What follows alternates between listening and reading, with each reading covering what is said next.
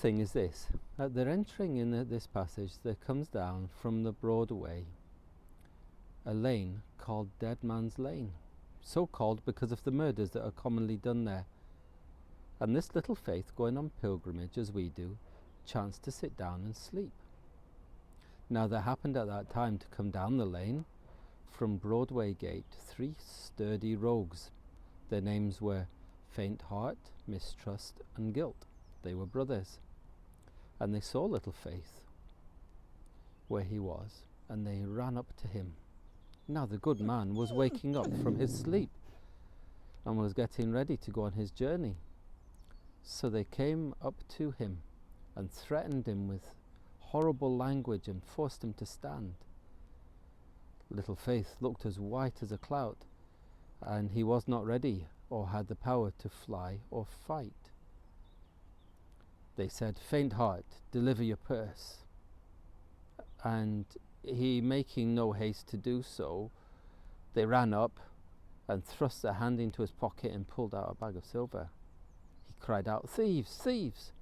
And with that, Guilt, with a great club that was in his hand, struck little Faith on the head, and he fell down to the ground, where he lay bleeding. All the while the thief stood by, and hearing some people come along the road, and not wanting to get caught, they ran and left the good man for himself, led in the road. After a little while he came around, and getting up, scrabbled on his way. And this was the story. Did they take everything from him? No. They left him his jewels. They never saw them.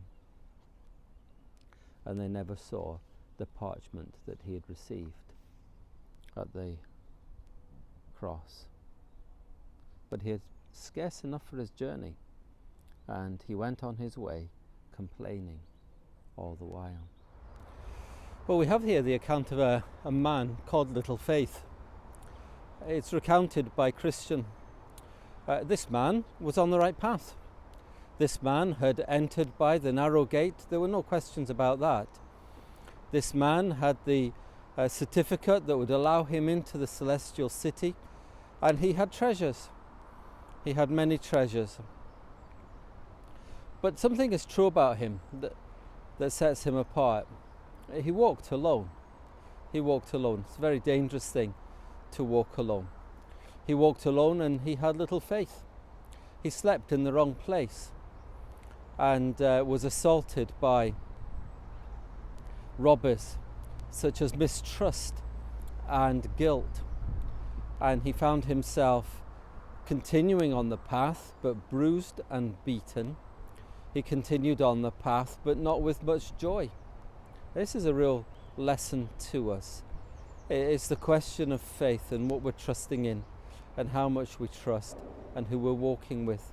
The Bible tells us that we are to walk together with other believers, that we are to share the journey, to fellowship together, to encourage each other, and to keep looking to Jesus Christ. When assaulted by guilt, our only hope is found by looking to Jesus Christ, who carries our burdens away. When assaulted by mistrust, our only hope is to look to Jesus Christ, who not only knows the past, but the future, and knows us ourselves. And so that's our challenge, to walk together and to walk in the light of the promises of Jesus Christ. These are the real jewels. These are the real treasures, and Little Faith never used them. He kept them in his pocket. Some of his treasures were stolen, but he still had the great promises of God, and he never used them on his journey. And what a sad creature he was. Let's continue resting on the promises of God and walking together the Christian life. Well, from me and my little friend, I don't know where he's gone. Oh, here he is.